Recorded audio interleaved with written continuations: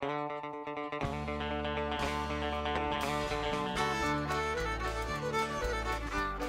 Manitoba Métis Federation was founded on October 1st, 1967. Until forming an official federation, the MMF had no legal basis to negotiate on behalf of their people. The MMF works to ensure the preservation of our heritage and to educate our youth on our proud traditions. In the words of Louis Riel in 1885, we must cherish our inheritance. We must preserve our nationality for the youth of our future.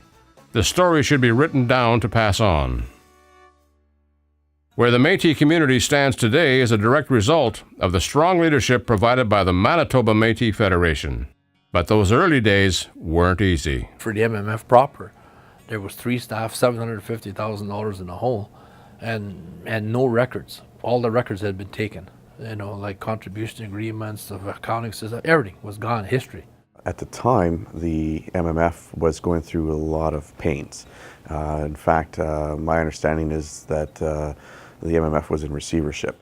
The board looked for help from the outside, and a young David Chartrand, who already had a reputation as a hard worker and supporter of the Métis Nation, was asked to join. I was asked to leave my job, my career, and come and help the Federation, which was bankrupt and closing its doors, basically. The courts were actually shutting it down. At the time, there was very few of us here at the MMF. There was maybe 3 or 4 of us in the office, and everybody had to multitask. We rebuilt, and we said, okay, this is what we have. We have no money, we have no funding, and we have 3 staff we can't even pay for. None of us is going to get any money. We can't get paid a salary. So we have to start from what we have. And if we all believe in it, and if we're here for the right reasons and for the cause, there should be no hesitation from all of us to try to make a difference and see where it takes us. Because of government self-interest and a lack of accurate documentation, Chartrand feels the true Métis story long went unheard. Government had to write their story. They had to write the way they saw the issue, and of course they put the Métis in a different light in Canada. And then there's a struggle period that we go through as a people, as a nation. And even after the hanging of Riel, if you really look and try to find any literature, there's very little. There's sort of like a black period that occurs on a Métis. It disappears for out of everybody's minds for about 40 years. On the verge of collapse, help for the MMF would come from an outside source, but it wasn't without great personal risk. In the beginning, I think around 96-ish, Peace Hills Trust had agreed to advance the MMF $450,000 to pay off its payables. And that was personally guaranteed by a number of board members, including President Chartrand. We actually personally gave up our own assets later and to borrow money. We utilized our own personal assets and our guarantees from each of us that we would pay back the bank if the government would never return any funding to us. Another challenge was changing public perception of the Manitoba Métis Federation and the negative media coverage it often attracted. I wanted there to be a time when positive information flowed out through the mainstream media about the MMF. We were able to do that in a fairly short period of time, but it did take some time to turn around thoughts and perceptions of who the Métis and who the MMF was. With a renewed vision and regimented plan for success, change started to follow. Already within a short span, 5 years later, 4 years, we're talking about, finding bigger offices and moving. We were on Mountain and McGregor, a small office building. There was only a handful of people. Then from there we grew into this building. Ladies and gentlemen, the home office of the Manitoba Métis Federation is officially open!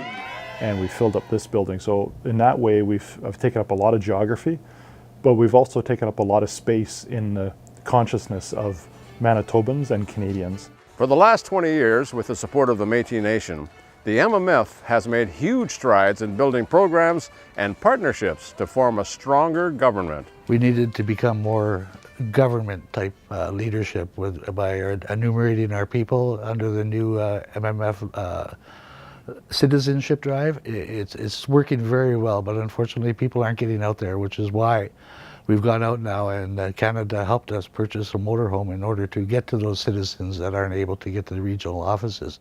So this new technology we're going to be bringing will solve a lot of their problems, and we can help them get their citizenship card faster than they would have tried to get in the long process was before them. The Manitoba Act of 1870, which brought Manitoba into Confederation, recognized Métis rights by way of their Indian ancestry and granted 1.4 million acres of land for the benefit of families of half-breed residents. By passing the Act, the Parliament of Canada committed itself to distributing approximately 2.5 million acres of land among the inhabitants of Manitoba of 1870. As we all know, once the execution of Louis Riel took place, the Métis in Canada went through a dark period, but are now ready to regain their rights as the original founders of Manitoba. One of the things that we said that we must, no matter at all costs, must achieve, land claims should be and will be the #1 priority of our government. We will take that thing back to court, come hell or high water. The Supreme Court of Canada ruled that this promise made by Sir John A. Macdonald's government in 1870 was never properly fulfilled. This land claims ruling is one of the biggest victories for the MMF since its founding. This will change the lives of our Métis people forever. The next generation can walk with a great stride, and we're heads up high, and the flags will be flying proudly across our province because our Métis people have found their way home. This is the new beginning. Our time has come. The speed in which that the government is dealing with the Métis land claims is significant. And I think that's the important piece. So it's those kind of things that build that pride and strength and make us a strong nation. And lo and behold, we win the biggest case in history, and land claim is there, and it was something that I think brought a tear to many people. A lot of people were very, very proud of the achievement of the government. When the Supreme Court ruled in favor of the MMF, paving the way for settlement negotiations, David Chartrand put together what many have referred to as the Dream Team. I basically helped David put together a group of professionals, of experts, of committed people throughout the city to advise and to suggest and to recommend to David and his cabinet and to the Federation how they can now translate the major steps forward on the constitutional government side and translate it into those very specific, concrete accomplishments. I have had the opportunity of attending a conference, a day-long conference in Ottawa that the Federation arranged with some of the experts in the community, in the national community. There's, I think, real cause for optimism that what was the impossible dream is now going to become a reality. Committing to the youth is something the board recognizes as a top priority in order to ensure a strong future. And you hold the key to it all. You, the youth, you hold that key. Because only you can say no to failure. Only you can rekindle the fire of that capacity and determination that each of us was born with. There have been a lot of significant changes ever since 1997, since President Chartrand became our president. Child and Family Services is one of the hugest areas of self-government. We became the authority over our own children. I know that the youth are playing a critical role in developing our governance, and now that we have the Provincial Youth Council, it's even more so that they have a voice at the high level. Ironically, without the youth, without the next generation, you don't really have a past either. In order to have both a past and a future, you need to have the children, the youth today that are being looked after. I'm excited to have young people sitting around that table because I think it's time. I think it's time for us to have and teach those young people. My mom said this: never forget where you come from, never. And that's one of the things I stress upon our next young generation, the leaders of tomorrow, the torchbearers of tomorrow. It's truly about how do you make a difference in the lives of your people, in the lives of your families, in the life of your children. This government that's now been established since the 50th year has changed thousands upon thousands upon thousands of lives and will change more. And how the pathway that we've selected will be endless now. The dreams will be bigger than even I probably have dreaming right now. and it's I don't think there's anything that can stop this train.